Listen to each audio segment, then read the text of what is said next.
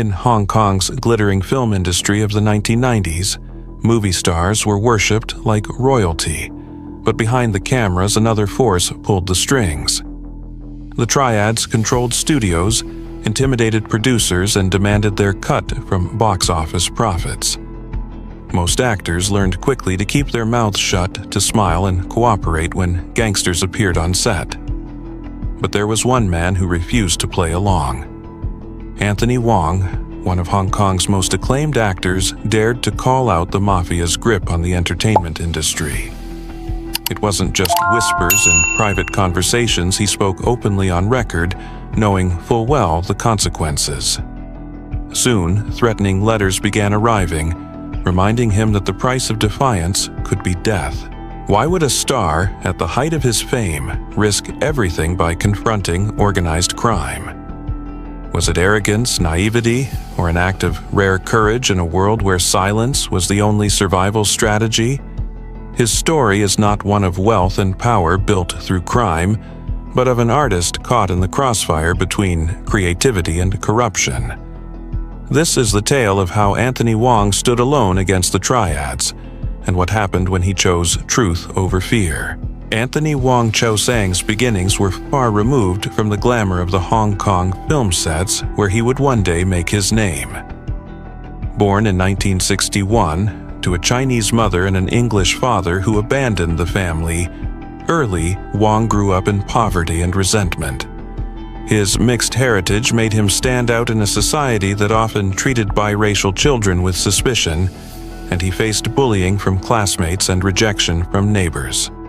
This early experience of being an outsider would become a defining element of his character, stubborn, sharp-tongued, unwilling to bend just to be accepted.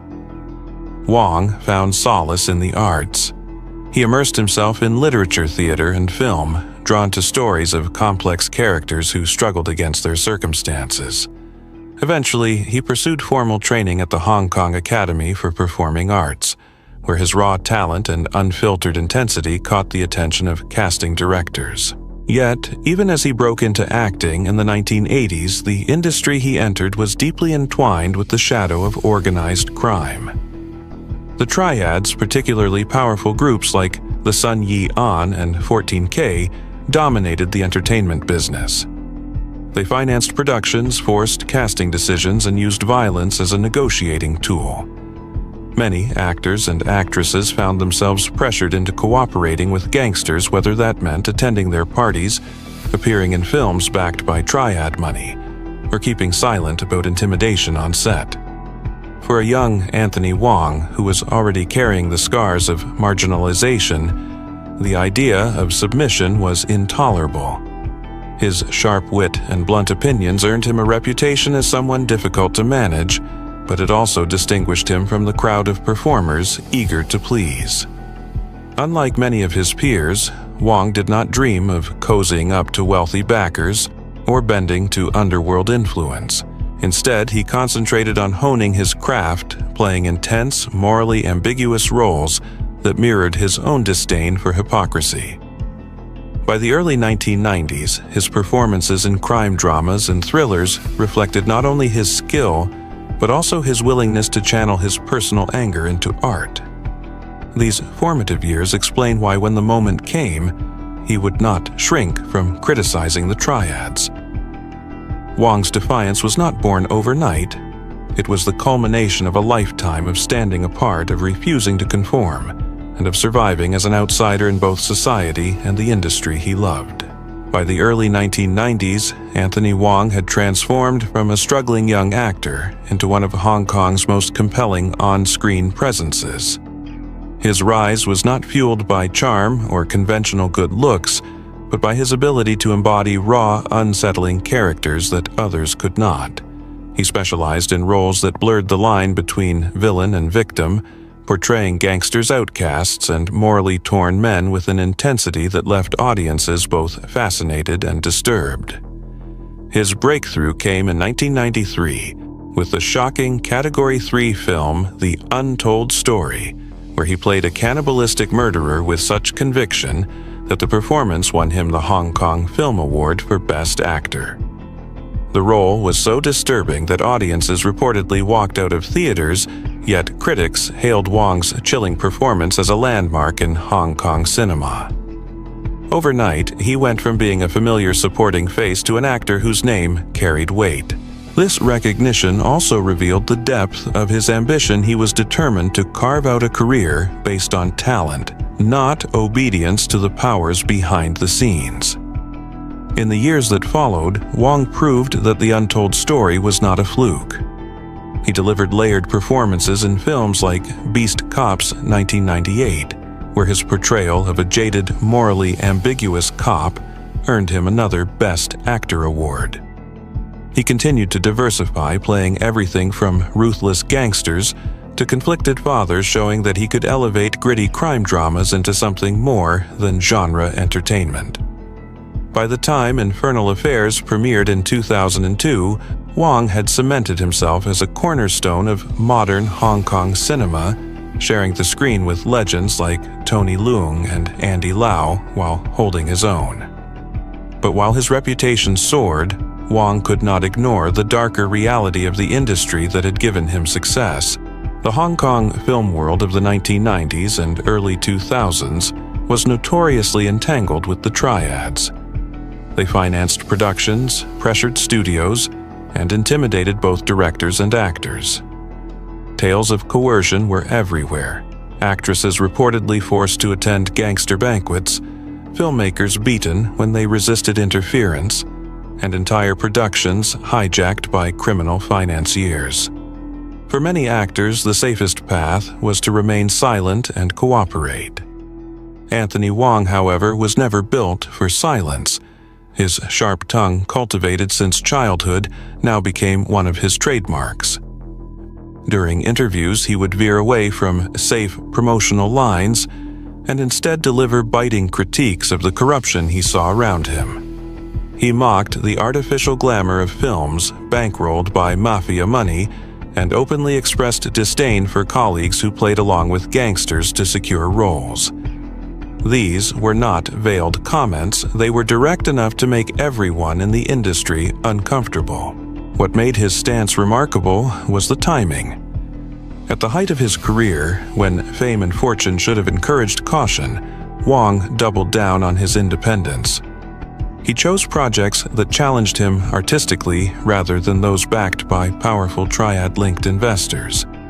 He refused to attend underworld organized parties that many stars treated as unavoidable. Instead of currying favor, he distanced himself further, effectively isolating his career from the very networks that dominated the industry. For audiences, Wong's outspokenness made him even more relatable. He was the rare star who seemed untouchable, unafraid to call out hypocrisy in an industry everyone knew was compromised. To the Triads, however, his candor was dangerous provocation. The higher he climbed, the more visible his defiance became, setting the stage for the dangerous confrontation that would soon follow. The moment that truly set Anthony Wong apart from his peers did not come from a film role or an award ceremony. It came from his decision to break the silence that had suffocated Hong Kong's entertainment industry for decades. While whispers about Triad interference were common knowledge behind closed doors, few dared to acknowledge it publicly. For actors who depended on steady work, speaking out meant risking not just their careers but their lives. Yet Anthony Wong was different. He was unwilling to let fear dictate his words. In the late 1990s and early 2000s, as the film industry faced growing pressure from organized crime, Wong began to openly criticize the mafia's grip. In interviews, he scoffed at the idea that entertainers should bend to criminal sponsors. He accused the underworld of corrupting cinema, forcing stars into humiliating situations and suffocating artistic freedom. His remarks were unpolished, blunt, and unforgettable. Where others couched their words in vague language, Wong called things by their names. The press amplified his statements, and suddenly he was no longer just a provocative actor. He was a rare voice of defiance. It did not take long for the backlash to arrive. Reports suggest that Wong began receiving threatening letters, the kind of stark reminders that silence was safer than honesty. Some of these messages allegedly warned him that his life could be in danger if he continued. For a time, he was forced to look over his shoulder, uncertain whether a casual walk through Kowloon or a night out in Causeway Bay might end in violence. Friends and colleagues reportedly urged him to tone down his comments, to remember that the Triads were not a distant rumor, but a real presence with real weapons. But if the intent was to intimidate, it failed. Wong did not retract his words. Instead, he doubled down, continuing to mock the power structures that everyone else treated as untouchable. His refusal to yield became a kind of performance of its own, one that extended beyond the screen. To the public, it looked like he was living the roles he so often portrayed: the man who refuses to compromise, who confronts danger head-on regardless of the odds. The turning point was not just about personal bravery, it also reshaped his image in the industry. Casting directors and producers now had to reckon with a star who could not be easily manipulated. Some saw him as a liability, someone who might attract unwanted attention from dangerous figures. Others admired his integrity and valued the authenticity he brought to his roles, believing that his real-life defiance gave his characters an edge no script could replicate. For Anthony Wong himself, the threats only deepened his resolve. He later admitted in interviews that he understood the risks, but felt compelled to speak the truth. In a culture where silence had become a survival tactic, he chose confrontation. That decision marked a point of no return. He could no longer be just another actor, navigating the system. He was now a symbol of resistance within an industry built on fear. This pivotal period in Wong's life not only defined his career, but also exposed the uncomfortable truth about Hong Kong cinema's entanglement with organized crime. It was the moment when his personal convictions collided with the most dangerous forces in his profession, and when the line between Anthony Wong the actor and Anthony Wong the fighter for independence blurred forever. When people think of celebrities in Hong Kong's golden age of cinema, images of luxury often come to mind: actors driving flashy cars, attending extravagant banquets, and mingling with underworld financiers who flaunted their influence as casually as their wealth. Yet, Anthony Wong built his reputation on the opposite. While many stars leaned on glamour to maintain relevance, Wong cultivated an image of authenticity, independence, and even austerity. His lifestyle was not about projecting power through money or connections, but about asserting dignity through integrity. Unlike Triad-affiliated moguls who flaunted Rolex watches and high-rise apartments, Wong was famously indifferent to material excess. He often described himself as a simple man, more interested in scripts and performances than in status symbols. Colleagues noticed that while others sought to curry favor at lavish gangster-organized parties, Wong preferred to avoid them altogether, spending his time with a small circle of trusted friends or immersing himself in rehearsals. This refusal to participate in the social rituals of the industry, where appearing at the right banquet could mean landing the right role, only reinforced his outsider persona. But it also added to his mystique. To audiences, Wong's defiance wasn't just in his words. It was visible in the way he carried himself. He played characters on screen who lived on the margins, who refused to conform to corrupt systems, and viewers saw echoes of his real-life independence in those roles. This alignment between personal integrity and artistic choice strengthened his reputation as a performer of rare authenticity. He was not acting the part of the rebel, he was living it. Financially, this stance came at a cost. Wong admitted in later interviews that he lost opportunities, that some producers avoided working with him for fear of angering powerful figures. Yet he never showed bitterness. Instead, he embraced smaller, riskier projects, often choosing films that carried more artistic weight than commercial guarantee. His career was less about chasing blockbusters and more about crafting a body of work that reflected honesty, risk-taking, and emotional depth. This artistic commitment further separated him from the Triads' vision of cinema.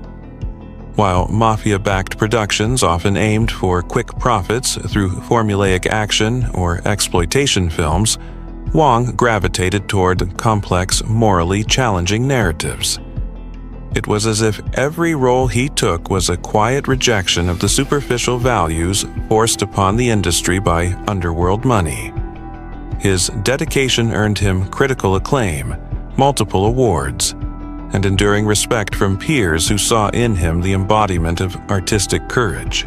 Reputation-wise, Wong became known as the actor who could not be bought. Rumors swirled that even when lucrative offers came his way, if he suspected they were tied to criminal financiers, he turned them down. This was virtually unheard of in an era when most stars were pressured into compliance. The more he resisted, the more his reputation solidified. He was the man who dared to stand apart. Over time, this reputation turned into a kind of cultural symbolism. For the public, Wong represented the idea that one could succeed in Hong Kong cinema without bowing to the Triads, a beacon of integrity in an environment dominated by fear and compromise. His reputation extended beyond acting into broader society, where he was admired as a truth-teller who valued principles over safety. Even critics who disagreed with his bluntness acknowledged that his refusal to play the game gave him an authenticity unmatched by his peers. In many ways, Anthony Wong's lifestyle and reputation became his shield. Without the flashy vulnerabilities that gangsters could exploit, no dependence on luxury, no desperate need for favor, he denied them the leverage they wielded over others. His independence became his armor, and his reputation as a fearless truth-teller transformed into a brand of its own. It was not the brand of a criminal empire, but of a man who showed that integrity could be as powerful as fear. For Anthony Wong, defying the Triads was never without cost. In an industry where silence was rewarded and compliance ensured steady work, his bluntness made him a liability. Producers whispered that casting him might invite trouble, and certain projects quietly moved forward without his involvement. The Hong Kong entertainment world, so dependent on underworld backing, could not always afford to stand alongside an actor who had declared war on its shadow rulers. For a time, Wong faced isolation, a subtle blacklisting that limited his opportunities in mainstream productions. Yet, even as doors closed, others opened. His willingness to reject compromise attracted filmmakers who valued authenticity over profit. Independent directors sought him out, believing that his integrity would add depth and credibility to their projects. International studios, less beholden to Hong Kong's underworld networks, also began to notice his talent. These opportunities allowed him to remain relevant, even when his defiance made him an inconvenient choice at home. In a way, the very threats meant to silence him ended up expanding his horizons. But the consequences extended beyond career politics. The letters of intimidation, the sense of constantly being watched, weighed heavily on Wong's personal life. In interviews, he later admitted that his family worried about his safety, that friends urged him to take precautions, and that the threat of violence was never far from his mind. The Triads were not just a cinematic trope, they were an everyday reality in Hong Kong, and challenging them meant living with uncertainty. Still, Wong refused to retreat into fear. Instead, he turned the anxiety into fuel for his craft, channeling it into roles that carried an edge of real-life defiance. His legacy, however, is not defined by the threats he received, but by the example he set. In an environment where most actors chose survival over confrontation, Wong demonstrated that there was another path. He showed younger generations of performers that success did not have to come at the cost of dignity, that one could stand firm, even when facing institutions larger and more dangerous than oneself. His stance became a kind of moral compass for Hong Kong cinema, a reminder that the industry was not only about money and spectacle, but also about integrity and courage. Over time, Wong's defiance also reshaped how audiences viewed their stars. Fans began to value not just the characters he played on screen, but the man he was off-screen. They saw in him a rare consistency, the refusal to bow, whether in a film script or in real life.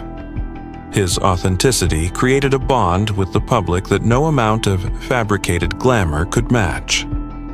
Even those who did not always agree with his outspoken comments respected the fact that he was willing to risk everything for honesty. Today, as the Hong Kong film industry continues to evolve, the shadow of organized crime still lingers, though less visibly than in the past. Wong's story remains a stark reminder of a period when gangsters openly controlled cinema, and when speaking out could mean signing your own death warrant. His refusal to be silenced carved a space in history not just for himself, but for the idea that truth could coexist with art.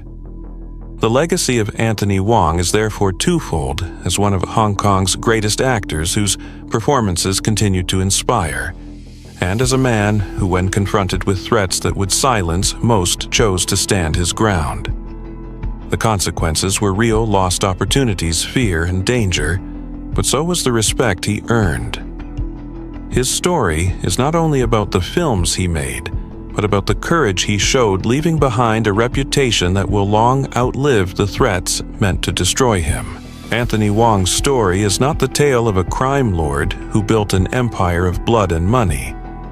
It is the story of a man who stared directly into the shadows of Hong Kong's entertainment world and chose to speak when silence was safer. In a time when Triads dictated casting decisions, controlled box office profits, and silenced dissent through fear, Wong refused to bend. The threats he received were not just warnings, they were reminders of how deep the underworld's reach truly was. Yet he continued determined to let truth, not fear, define his career. The paradox of Anthony Wong is striking. He never sought wealth beyond his craft, nor power beyond his performances. Yet he became one of the most dangerous men in the eyes of organized crime, not because he wielded a gun or commanded soldiers, but because he spoke the truth. His courage stripped away the illusion of glamour and revealed the rot beneath the glitter of Hong Kong cinema. And so, the question remains, will Anthony Wong be remembered simply as one of Hong Kong's greatest actors, or as the man who dared to confront the mafia when few others would? His legacy is not measured in mansions or fortunes, but in the respect of those who saw integrity as the highest form of power. Real stories told unfiltered, because what you don't see also controls the world.